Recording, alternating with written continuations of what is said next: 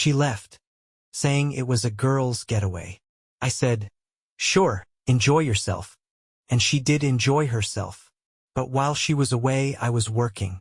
I created something special, something she'd never forget. She thought I didn't notice, that she could disappear for a week and return as if nothing happened. But this time, surprises awaited her. Surprises from me, and from our family. The funny thing? She had no idea just how far I'd already gone. When Emma told me she was going on a vacation with a friend, it sounded innocent enough.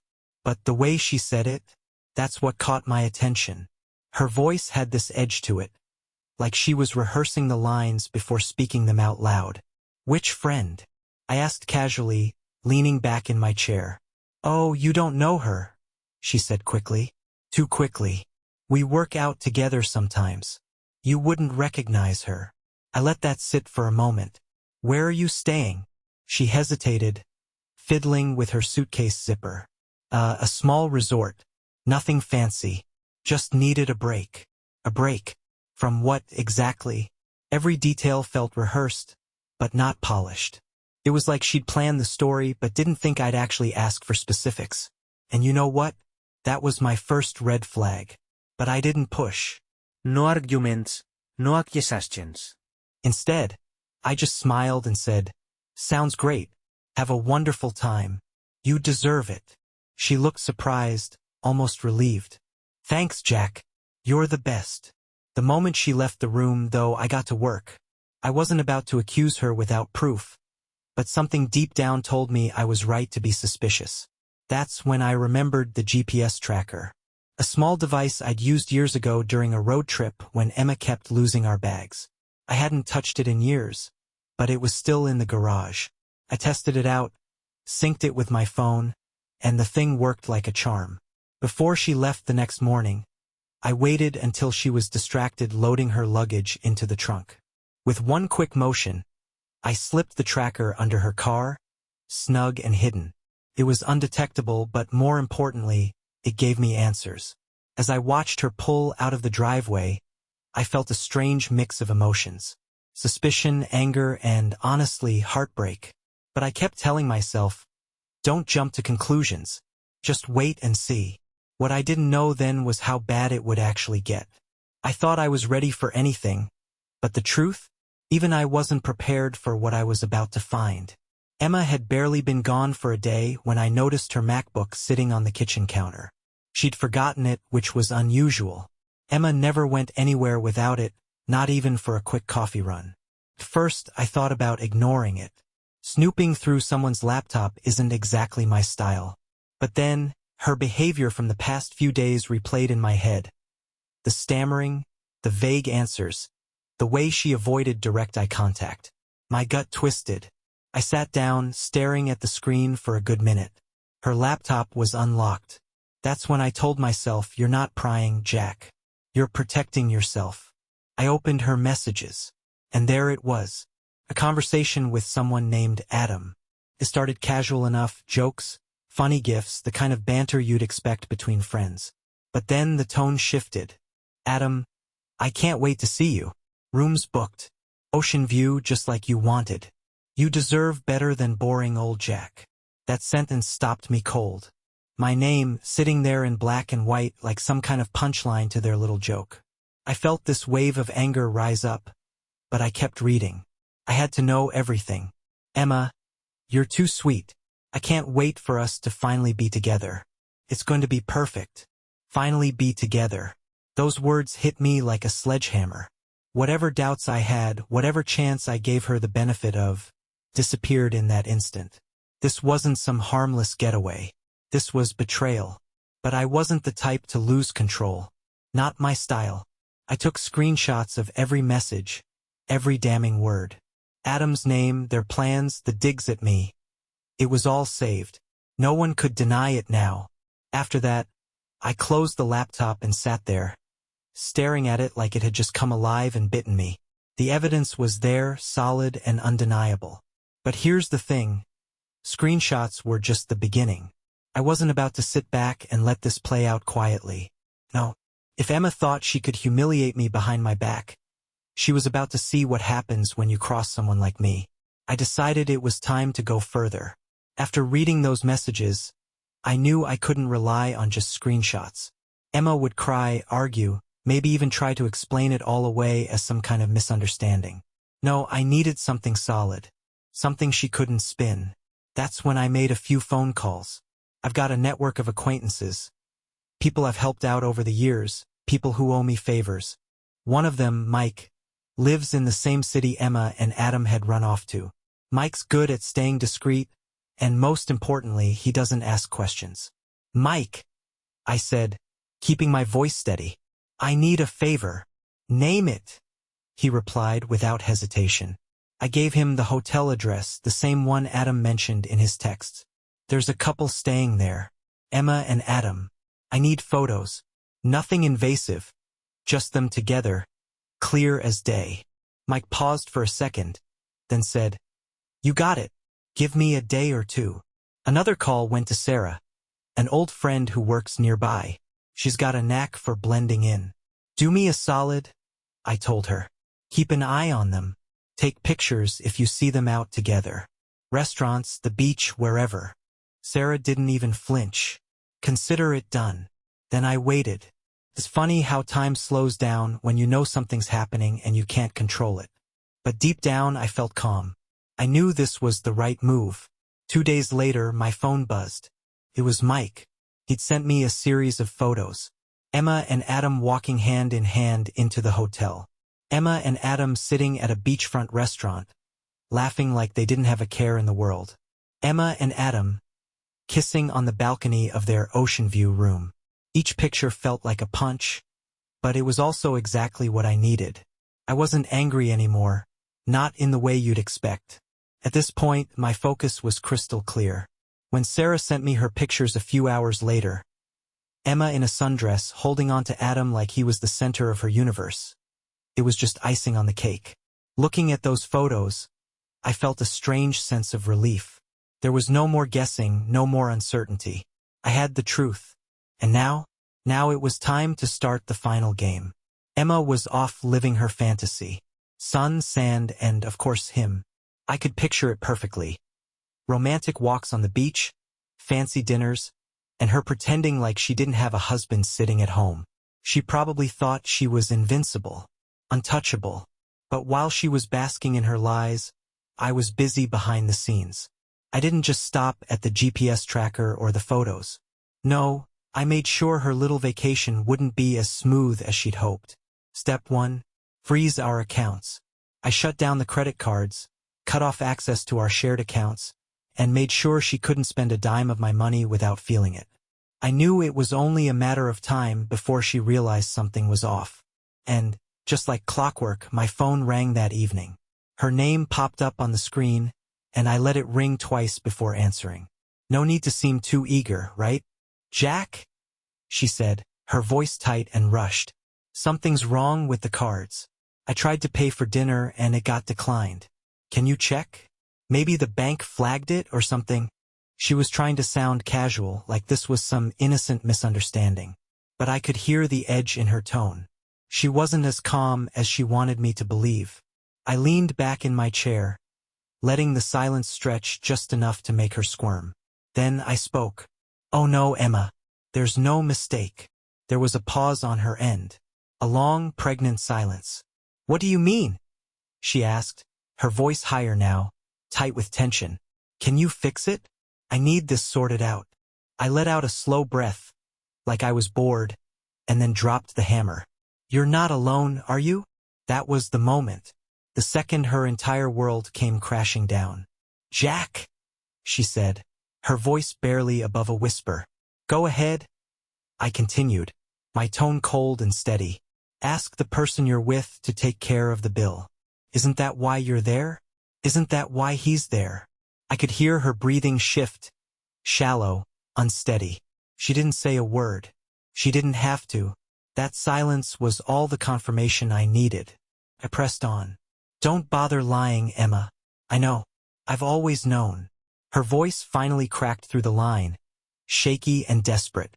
It's not what it looks like. I couldn't help but laugh. A low, humorless sound. Oh, Emma, you don't even know what it looks like from my side. But don't worry, you'll find out soon enough.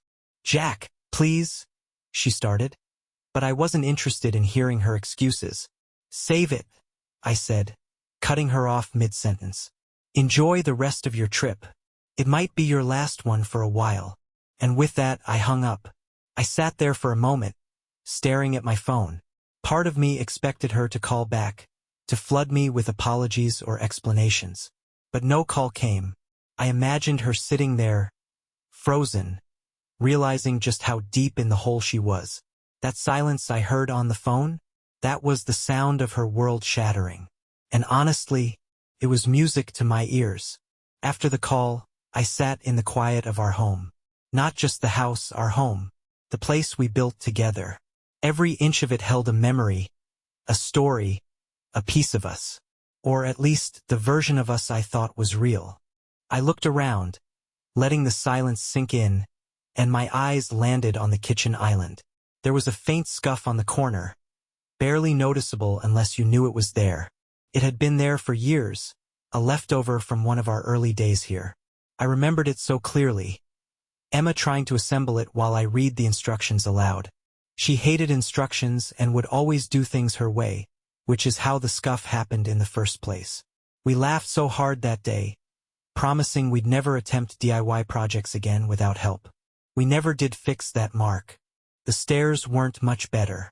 There was still a dent in the wall from the time we tried moving in that ridiculously heavy dresser.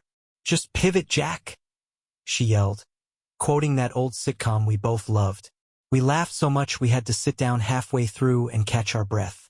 I thought about the porch, where we'd sit on summer nights with a couple of beers, staring at the stars and talking about the future. We had dreams back then, big ones.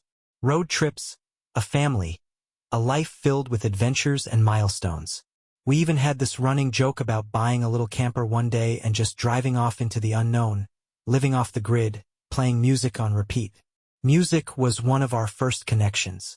She loved vinyl records just like I did. On our first date, we spent hours in this tiny record shop, flipping through stacks, arguing over which albums were better.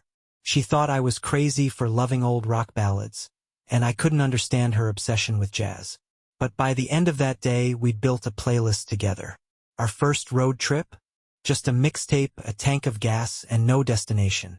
We drove for hours, singing along to every song, stopping at random diners, and taking pictures at every weird roadside attraction we passed. That drive wasn't just a memory, it was a promise. A promise that we'd always choose adventure, always choose each other. For years, she wasn't just my wife. She was my partner, my best friend, my entire universe. Everything I did was for us, for the life we were building together.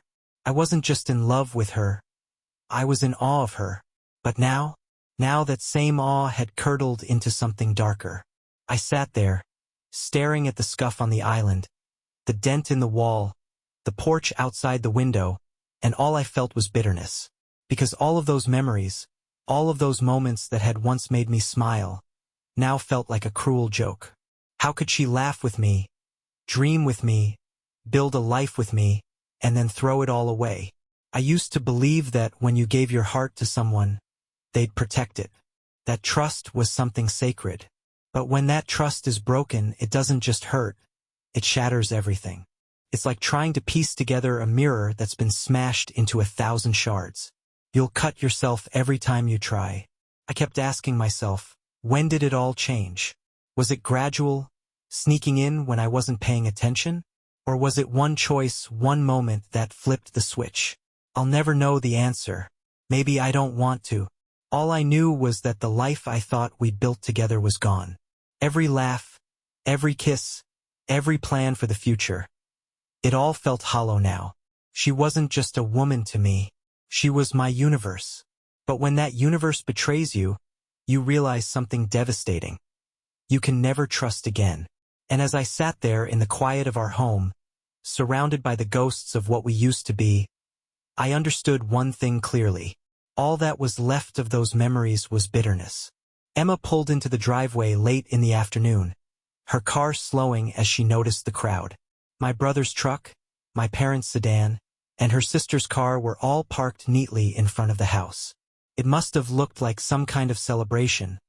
Family gathered for her grand return.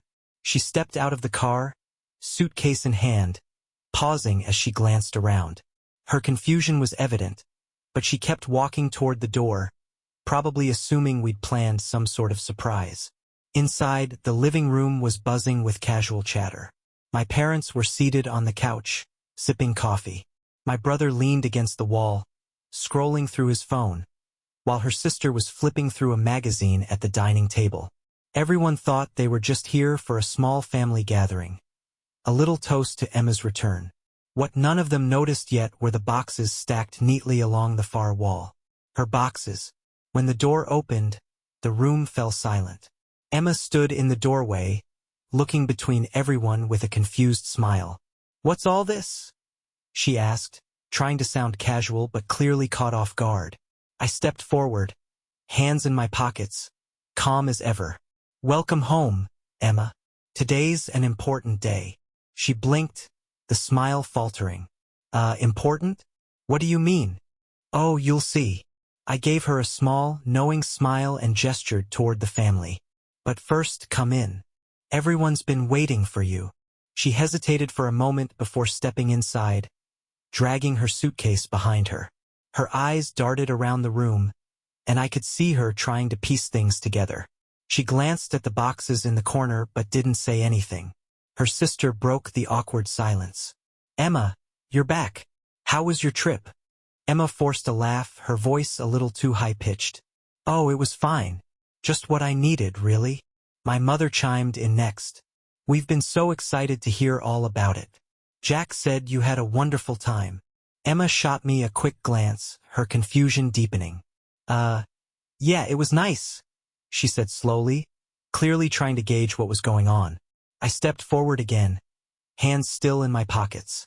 "I thought this would be the perfect way to welcome you back, Emma. Family, a little time to catch up, and maybe even some surprises." Her eyes narrowed slightly, and I saw the first flicker of unease cross her face. "Surprises?" I nodded, my tone steady. "Of course. You've been gone for a while. I figured it'd be nice to bring everyone together for something memorable." The tension in the room was growing, though the family didn't seem to notice. They were still smiling, still expecting this to be a pleasant evening. Emma, on the other hand, was starting to piece it together. Her gaze kept flicking back to the boxes in the corner, and I could see her working through the possibilities in her mind. "Why don't you have a seat?" I said, gesturing to the chair across from me. "We've got a lot to talk about." She didn't move. Instead, she stared at me, her expression frozen somewhere between confusion and dread. And as the silence stretched on, I could feel the shift. She wasn't sure what was coming next, but she knew enough to be afraid. The family, oblivious, continued chatting around her.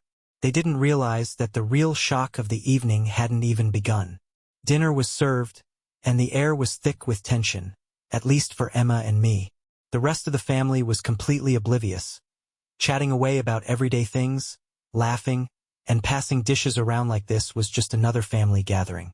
Emma sat across from me, barely touching her plate.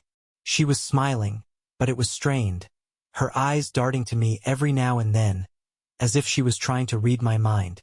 I could tell she was still working through why everyone was here and what was really going on. I bided my time, letting the conversation flow naturally, keeping things light. It wasn't until the plates were cleared and the coffee was being poured that I decided it was time. I stood up, raising my glass, and the room went quiet.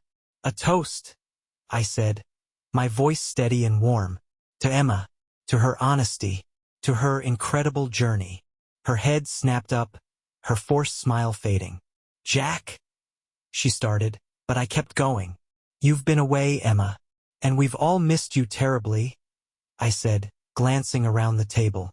"So why don't you share a little with us? Tell us about your trip." She swallowed hard, her hand tightening around her glass. It was just a simple getaway. Nothing special." "Nonsense," I said with a small laugh. "You must have photos. Come on, show us some highlights. We'd all love to see." The family chimed in with encouragement. Yes, let's see the pictures, her sister said cheerfully. My mother nodded, smiling. Emma hesitated, her face pale, but she pulled out her phone and unlocked it. She scrolled for a moment before placing the phone on the table and sliding it toward her sister. Here, she said, her voice tight. Just a few shots of the beach, nothing crazy. Her sister picked up the phone, swiping through the images. Wow, this view is gorgeous. Look at the ocean. I leaned forward slightly, watching Emma closely. Beautiful, isn't it? But it seems like there aren't many photos. Just a few of you by yourself. Odd, don't you think? Emma froze, her hand trembling slightly. I wasn't really focused on taking pictures. I just wanted to relax. I nodded thoughtfully, letting the silence hang in the air for a moment before I tilted my head and said, That's strange. You were gone for a week, and all you've got are a handful of pictures. Her sister frowned, looking between us. Emma, were you traveling alone? Emma's eyes darted to me, panic creeping into her expression. Of course I was. Why would you even ask that? I let out a soft laugh, leaning back in my chair. Relax, dear. You don't have to explain. I've already taken care of that part. The room fell silent. Everyone turned to me, confused, while Emma stared, wide-eyed and frozen in her seat. I reached into my pocket, pulled out my phone, and tapped the screen a few times. Then I slid it across the table. Go ahead, I said calmly. Take a look at her real adventure. On the screen were the photos Mike and Sarah had sent me. Emma walking hand in hand with Adam, the two of them laughing over dinner. Emma kissing him on a balcony, her arms wrapped around him like he was her entire world. The family's reactions were immediate, gasps, murmurs, shocked glances all aimed at Emma. Her sister's voice was the first to break through the noise. Emma, what is this? Emma's face crumpled, her hand shooting out to grab the phone, but I was faster. I pulled it back before she could snatch it away. Don't bother, I said coolly. Everyone's already seen it. There's no point hiding it now. Tears welled up in her eyes, her voice trembling.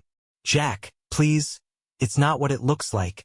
I cut her off, my tone as calm and sharp as a blade. It's exactly what it looks like. You weren't on a girl's getaway, Emma. You were with him. And now everyone knows. The room was silent, the weight of the truth settling in. It was time for her to face the consequences. The true adventure she'd been on had finally come to light. The silence in the room after the truth came out was deafening. No one spoke. No one moved. Emma sat there, her face pale, her hands trembling as she stared at the evidence I'd laid out. The photos, the lies, the betrayal, all of it was undeniable. But I wasn't done yet. I reached down beside my chair, pulling out the thick stack of papers I'd prepared earlier. The weight of them felt fitting, like the physical embodiment of everything that had come crashing down between us. I straightened them in my hands and then placed them in the center of the table, sliding them toward Emma with deliberate precision. Here, I said, my voice calm and even. This is what's next. She stared at the papers but didn't touch them, her breathing shallow. What is this? She finally whispered, though I knew she already understood. Divorce papers, I said simply. It's time to end this, Emma. You're free now. Her head snapped up, her tear-filled eyes locking onto mine. Free, she repeated, her voice cracking. Yes, I said, leaning forward slightly. That's what you wanted, isn't it? Freedom? To live the life you've been sneaking around to have? Well, congratulations. Now it's yours. Her hand moved slowly toward the papers but stopped short. She looked around the table, her eyes begging for help from anyone in the room. My parents sat stiffly on the couch, their faces etched with disappointment. My mother's lips pressed into a thin line, while my father shook his head, looking down at the floor. My brother leaned against the wall, his arms crossed, avoiding her gaze entirely. Her own sister, who had once adored her, just stared at her with a mixture of confusion and quiet anger. Jack, please, Emma said, her voice trembling. This isn't what I wanted. I didn't mean for things to get so out of control. We can fix this. I can fix this.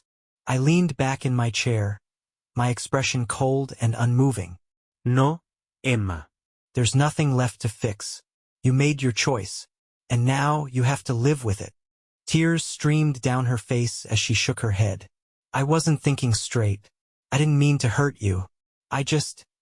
Her words trailed off, and she buried her face in her hands, sobbing. I didn't flinch. You weren't thinking straight? I repeated, my tone calm but firm. Emma, this wasn't a mistake. It wasn't a one-time lapse in judgment. You planned this.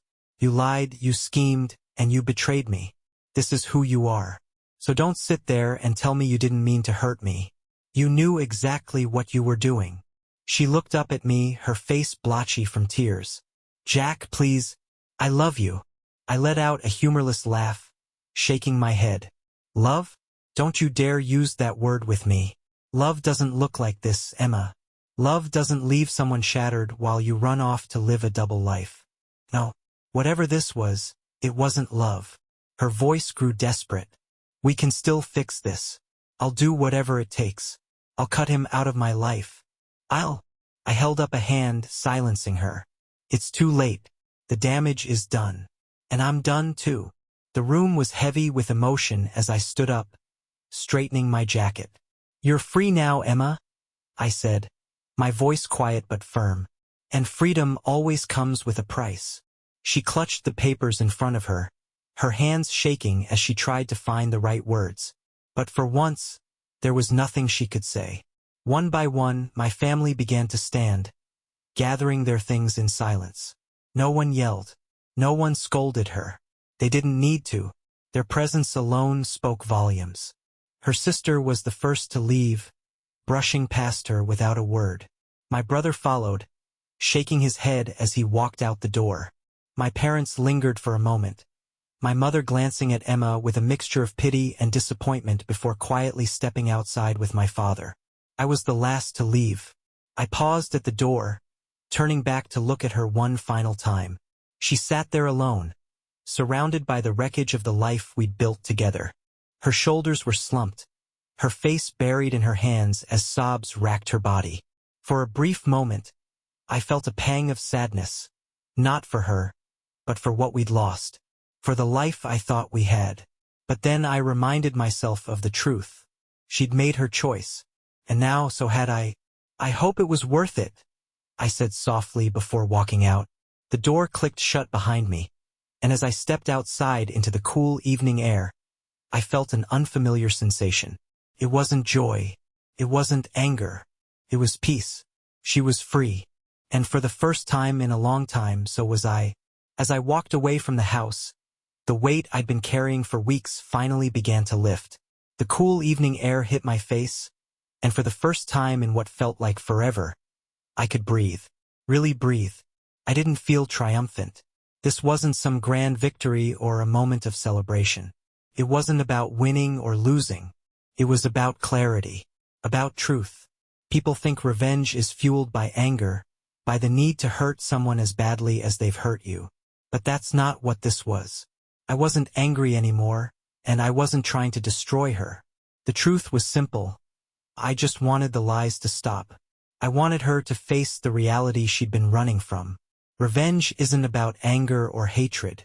It's about leaving the truth behind, raw, undeniable, and out in the open. Because when the dust settles and the emotions fade, all that's left is the truth. And sometimes that's the only thing worth the effort. As I got into my car and drove away, I didn't look back. Not at the house, not at Emma, not at the life we used to have. That chapter was over. And for the first time, I wasn't afraid to turn the page.